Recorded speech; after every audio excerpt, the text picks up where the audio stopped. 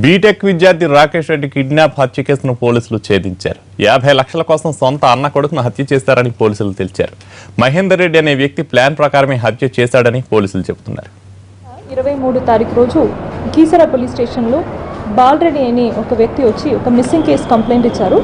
బాలరెడ్డి వాళ్ళ కొడుకు రాకేష్ రెడ్డి, ఆయనకి 29 సంవత్సరం ఉంటుంది. రియల్ ఎస్టేట్ బిజినెస్ చేస్తున్నారు. పొద్దున 6 గంటలకి ఇంటి నుంచి బయలుదేరి బయటికి వెళ్ళారు. నాకు షామీర్పేటలో పార్టీ కార్యక్రమం ఉంది, ఆ ఫంక్షన్ అటెండ్ చేయడానికి వెళ్తున్నానని వెళ్ళిన తర్వాత సాయంకాలం వరకు కూడా ఇంటికి రావట్లేదు. ఆ మధ్యలో 2 మెసేజెస్ రాకేష్ రెడ్డి ఫోన్ నుంచి ఆయన ఫాదర్కి వెళ్ళినాయి. ఫస్ట్ మెసేజ్లో ఏమో ఇట్లా చాలా రోజుల నుంచి నీ కూతురిని లేపాలని చూస్తున్నాము కానీ ఈరోజు మీ కొడుకు దొరికారు, గడబడి చేస్తే మాత్రం కొడుకుని చంపేస్తామని ఫస్ట్ మెసేజ్. తర్వాత రెండో మెసేజ్లో నాకు 8 లక్షలు కావాలి, 8 లక్షలు తీసుకొని ఐసిఐసిఐ బ్యాంక్ దగ్గరికి రండి అని మెసేజెస్ వస్తే ఇమీడియట్లీ పేరెంట్స్ వచ్చి కీసరా పోలీస్ స్టేషన్కి ఇన్ఫర్మేషన్ ఇచ్చారు. ఆ రోజు అక్కడ మ్యాన్ మిస్సింగ్ కింద కేసు కట్టడం జరిగింది. ఇన్వెస్టిగేషన్ స్టార్ట్ చేశారు. అక్కడ క్రైమ్ టీమ్ లోకల్ ఎంక్వైరీస్లో ఇప్పుడు పొద్దున అబ్బాయి నేను బయటికి పార్టీ కార్యక్రమం కొరకు వెళ్తున్నానని చెప్పి వెళ్ళిన ఆ విషయం అనేది కరెక్ట్ కాదు, ఆయన ఎక్కడికి వెళ్ళారనేది ఎంక్వైరీ స్టార్ట్ చేశారు. అప్పుడు కాప్రా లొకాలిటీ జవహర్ నగర్ పిఎస్ పరిధిలో ఉన్నటువంటి కాప్రా సాకేత్ టవర్స్ దగ్గర ఒక కిరాయికి ఉన్నటువంటి ఒక రూమ్లో రాకేష్ని డెడ్ బాడీ దొరికింది. ఎవరో చంపారు, డెడ్ బాడీ అక్కడ ఉంది అని ఇన్ఫర్మేషన్ వచ్చిన వెంటనే జవహర్ నగర్ పోలీస్ ఇన్స్పెక్టర్ వెంకటగిరి మరియు ఏసీపీ అల్వాల్ రఫీక్ వాళ్ళిద్దరు కూడా కేసు కట్టేసి ఇన్వెస్టిగేషన్ స్టార్ట్ చేశారు. దాంట్లో శ్రీధర్ రెడ్డి అని ఒక వ్యక్తి, ఈ శ్రీధర్ రెడ్డి రాకేష్ రెడ్డికి బాబాయ్ అవుతారు, ఫాదర్ తరపున ఫెటర్నల్ సైడ్ నుంచి రిలేటివ్ అవుతారు. వాళ్ళిద్దరు కూడా శ్రీధర్ రెడ్డి నేటివ్ వచ్చేసి సిద్దిపేట్, కానీ ఇద్దరు కూడా హైదరాబాద్లోనే వచ్చిపోతున్నారు. హైదరాబాద్ ఎప్పుడైతే వస్తారో అప్పుడు ఆ రూమ్ కిరాయికి తీసుకున్నటువంటి రూమ్ వాళ్ళు వాడతారు ఫ్రెండ్స్తో కలవడానికి, రెస్ట్ తీసుకోవడానికి. ఆ రూమ్లో పొద్దున నుంచి వీళ్ళిద్దరు కూడా కలిసి ఉంటున్నారు. ఈ శ్రీధర్ రెడ్డి అనే ఈ అబ్బాయికి చాలా అప్పులు ఉన్నాయి, ఫైనాన్షియల్ క్రంచెస్ ఉన్నాయి. ఈ మధ్యలో ఆయన జాబ్ రిక్రూట్మెంట్ బిజినెస్ స్టార్ట్ చేస్తే ఆయన అనుకున్న విధంగా జాబ్ సరిగా నడవలేదు, బిజినెస్ సరిగా నడవలేదు.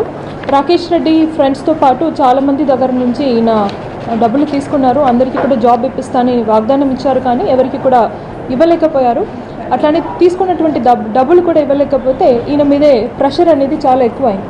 ఈ డబ్బులు బాధ ఉంది కాబట్టి ఎట్లాంటి పరిస్థితిలో డబ్బులు సంపాదించుకోవాలనే ఉద్దేశంతో ఇమ్మీడియట్లీ ఆ సిచ్యువేషన్ బట్టి అక్కడ ఈ మర్డర్ ప్లాన్ చేశారు.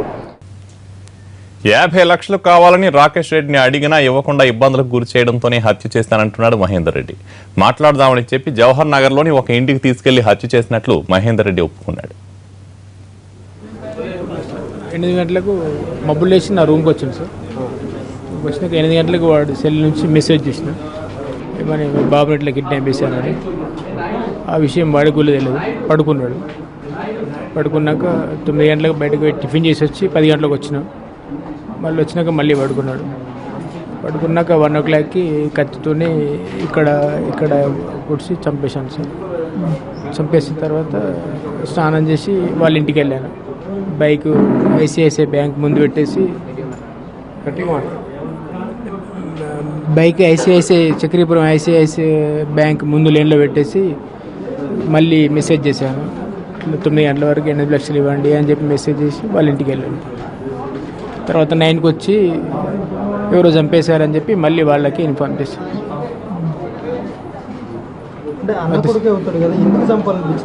చేశాను సార్.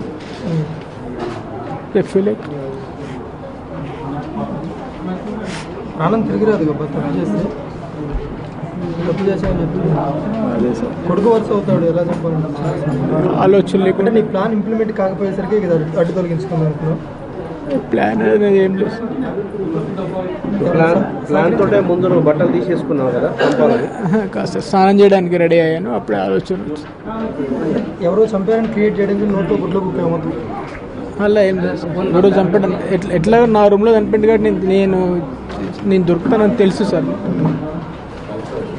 ఇవాళ అందుకే నేను